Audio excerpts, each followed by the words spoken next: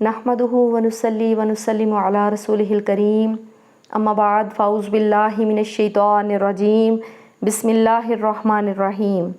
अस्सलामु अलैकुम व रहमतुल्लाहि व बरकातुहू। इक़रा अल इस्लाम में खुशामदीद। इमाम बहकी दलाइल अन-नबुव्वह में लिखते हैं कि तारीख़ इंसानी में कभी ऐसी बुज़दिल फ़ौज न देखी होगी जैसी कि करबला में शिमर और इब्ने साद की कमान में थी। और ऐसा बहादुर भी दुनिया में अपनी मिसाल आप है कि जिसने तन्हा अपने प्यारों के लाशें उठाए और फिर ख़ुद भी एक बड़े लश्कर से लड़ने के लिए अकेला निकला। जी हाँ व्यूवर्स, तारीख़ करबला बेशुमार मुज़ालिम से भरी पड़ी है। जगह जगह बेगोरो कफ़न जिसमें अतहर बिखरे पड़े हैं और जिगरे गोशाए रसूल शाहसवार करबला जन्नत के सरदार जनाब हज़रत हुसैन रज़ी अल्लाह ताला अन्हो अब घोड़े पर सवार होते हैं। जिस्म लाशें उठा उठा कर थक कर निढाल हो चुका है, लेकिन फिर भी जब आप सवारी पर बैठते हैं तो यजीदी फ़ौज में हलचल मच जाती है। शिमर फ़ौजी दस्तों की सफ़बंदी शुरू कर देता है। अब यहाँ उस कानून की धज्जियाँ उड़ाई जाती हैं कि जो अरबों में मशहूर था, कि जिसमें जब भी कोई मुकाबला के लिए निकलता तो पहले इनफरादी जंग की जाती। लेकिन यहाँ सब जानते थे कि ये शेर खुदा के शेर हैं, इनका मुकाबला इनफरादी तौर पर कौन कर सकता है।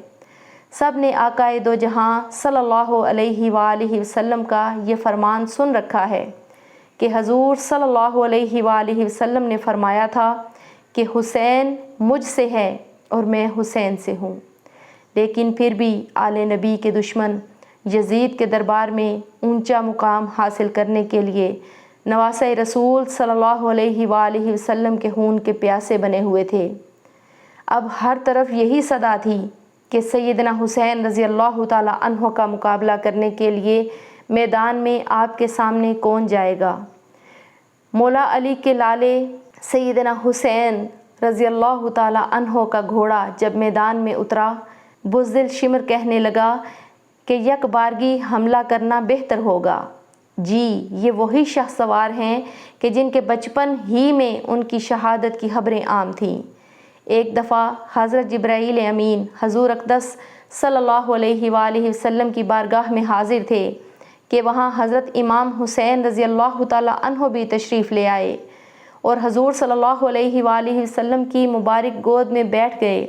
जिब्रील अमीन ने अर्ज़ किया, ए अल्लाह के रसूल, आपकी उम्मत आपके इस बेटे को शहीद कर देगी। हज़रत जिब्राईल ने मुकाम शहादत भी बताया और मट्टी भी पेश की। अब हाल ये है कि नवासे रसूल हज़रत इमाम हुसैन रज़ी अल्लाह ताला अन्हो मैदान की तरफ बढ़ रहे हैं और बुज़दिल फ़ौज दूर से ही तीर चला रही है कि कहीं अगर ये हमारे करीब पहुँच गए तो हम नवासे रसूल से ज़िंदा न बच सकेंगे। यजीदी फ़ौज ने इसी डर से दूर से ही आप पर तीरों की बरसात करना शुरू कर दी। इस तरह मौला हुसैन रज़ी अल्लाह ताला अन्हो को काफ़ी तादाद में तीर लग चुके थे।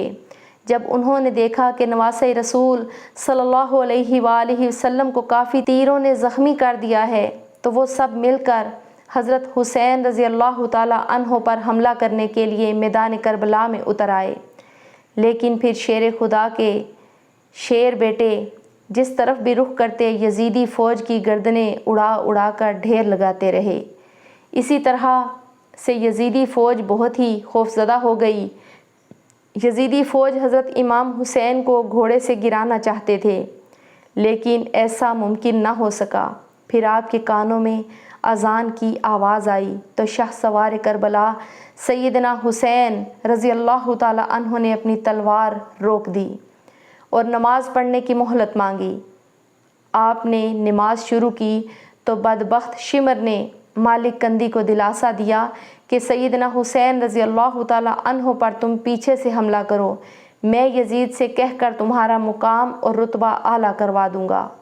मालिक कंदी ने लालच में आकर सैयदना हुसैन रज़ी अल्लाह ताला अन्हो को नमाज पढ़ते हुए पीछे से वार किया, जिससे तलवार कलाह मुबारक को चीरती हुई सर तक पहुँच गई। आपके जिस्म मुबारक से खून के फुवारे निकलने लगे। اس کے بعد ساری یزیدی فوج نے یک مشت مولا حسین رضی اللہ تعالی عنہ کے جسم مبارک پر تیروں کی بارش کر دی۔ خولی بن یزید سیدنا حسین کا سر مبارک بدن سے جدا کرنے کے لیے آگے بڑھا تو اس کے ہاتھ کانپ رہے تھے۔ پھر شقی القلب اور ذلیل سنان بن انس آگے بڑھا تو اس نے نواسہ رسول حضرت حسین رضی اللہ تعالی عنہ کے سر مبارک کو جسم سے جدا کیا۔ ملعون ابن زیاد کے حکم سے آل محمد صلی اللہ علیہ وآلہ وسلم کے سر مبارک کو نیزوں پر چڑھا دیا گیا۔ آل محمد صلی اللہ علیہ وآلہ وسلم کے جسموں کو گھوڑوں کے پاؤں تلے روندا گیا۔ سیدنا حسین رضی اللہ تعالی عنہ کی شہادت تاریخ انسانی کا ایک ایسا عجیب واقعہ ہے جس میں رسول خدا کے پیروکاروں نے اللہ کے پیارے رسول کے لاڈلے نواسے کو بے دردی سے شہید کر دیا اور ان کے سر مبارک کو نیزے پر لٹکایا۔ حضرت امام حسین اور ان کے 72 جانثاروں کے لہو سے کربلا کی سرزمین ہی نہیں لال ہوئی تھی بلکہ اس لالی نے دنیا کی ہر چیز کو اپنی لپیٹ میں لے لیا تھا۔ تاریخ میں ہے کہ مولا حسین رضی اللہ تعالی عنہ کی شہادت پر صرف کربلا کا میدان ہی نہیں بلکہ روئے زمین و آسمان بھی بلک بلک کر روئے۔ محدثین نے لکھا ہے کہ حضور صلی اللہ علیہ وآلہ وسلم کے نواسے حضرت امام حسین رضی اللہ تعالی عنہ جب شہید ہوئے تھے تو اس وقت بیت المقدس میں جس پتھر کو بھی اٹھایا جاتا تو اس پتھر کے نیچے سے خون نکلتا۔ حضرت امام حسین کی شہادت کے بعد سید زادیوں کو قیدی بنا لیا جاتا ہے۔ اب اسیران کربلا کا قافلہ شہیدوں کے سروں کے ساتھ کوفہ کی جانب روانہ ہو جاتا ہے۔ ادھر کربلا کی ریت پر سید زادوں کے جسم بغیر سروں کے بے گور و کفن بکھرے پڑے ہیں۔ اللہ اکبر! تاریخ گواہ ہے کہ شہادت کے 3 دن بعد 13 محرم کو مقام غادریہ سے قبیلہ بنی اسد سے خواتین دریائے فرات پر پانی لینے آئیں تو انہوں نے بغیر سروں کے جسموں کو بکھرے دیکھا تو سب کی چیخیں نکل گئیں۔ واپس گھروں کو لوٹیں اور اپنے مردوں کو بتایا کہ خاندان نبوت کی لاشیں بکھری پڑی ہیں، ہمیں ان کو دفنانا چاہیے۔ چنانچہ کچھ مرد ان کے ساتھ میدان کربلا پہنچے اور قبریں کھودنا شروع کر دیں۔ سبھی جنازہ پڑھنے کے لیے تیار تھے کہ اتنے میں ایک گھڑ سوار شخص آیا اور حضرت امام حسین رضی اللہ تعالی عنہ کے جسم کے ساتھ لپٹ کر رویا۔ اس شخص کا رعب و دبدبہ اتنا تھا کہ ان کے لیے مصلی خالی کر دیا گیا۔ انہوں نے نماز جنازہ پڑھایا اور پھر ایک ایک جسم کو نام سے پکارتے اور دفن کرتے رہے۔ سب سے آخر میں حضرت عباس علمدار کو دفنایا گیا، اور جب وہ گھڑ سوار جانے لگا تو قبیلہ بنو اسد نے پوچھا کہ آپ کون ہیں؟